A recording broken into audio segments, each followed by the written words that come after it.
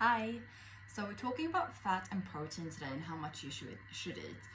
I've said it before in the introduction video, so how much protein should you have? There is no right and wrong. Sometimes we want more, sometimes we want less. So just listen to your body, and the same with fat. A lot of people that's doing the carnivore diet though, you'll see they do about 70 to 80% fat and the rest protein. When I was doing keto before my first son was born, so that was 2018, I wasn't eating as much red meat as I am now, but I was trying to eat a lot more fat, and my fat would mainly come from dairy and coconut oil. So I'm not sure, maybe I wasn't doing it right, but I personally feel better when I have like a higher protein, higher amount of protein, and I also eat a lot of fat. I don't count anything, but when I was doing keto, I was counting carbs and fat and protein, and I don't like counting anything. I feel naturally, I wasn't feeling as full on keto as well, but now I feel really, really full, and I do eat a lot more protein. So I would just listen to your body, and then if you want to fine tune after a couple of weeks or months or whatever, then we can have a chat. You can send me a message and we can look at it, and depending on your goals as well. But I would just eat as much as you can of both foods. So think about your fats. So beef tallow, you got lard from pigs, you got butter, ghee. So ghee is just the milk solids have been removed from the butter, so you just got the pure fat left.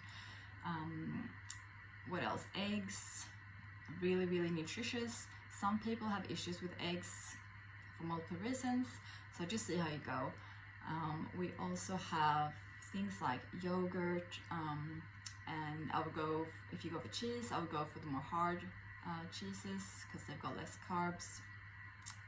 I eat a lot of raw cheese.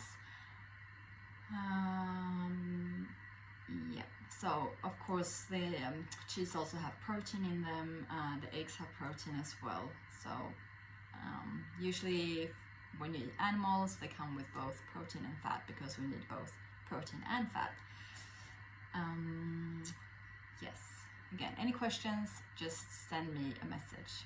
Oh, sorry, also, I talked about it before, but a good way of knowing if you're eating enough fat is to check your stools. So if you're having diarrhea, and if you're not drinking coffee, you're not taking using any sweeteners, and you are also not drinking any alcohol, then I would maybe cut back on your fat, because that's a sign of your body not absorbing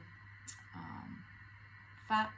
Or if you're eating enough, if you're eating too much fat and your body has absorbed the fat that it can, the excessive amounts of fat will come out the other end and cause diarrhea. So you can cut back. And then if you're having the opposite, so if you're having hard, dry stool and you're having issues going to the toilet, so you're constipated and it's painful, you are eating too little fat. So then you need to increase your fat. And I've talked about that before as well. So that's one way of knowing. And also just how you feel. If you're feeling hungry, okay, you're not eating enough, so you need to eat more.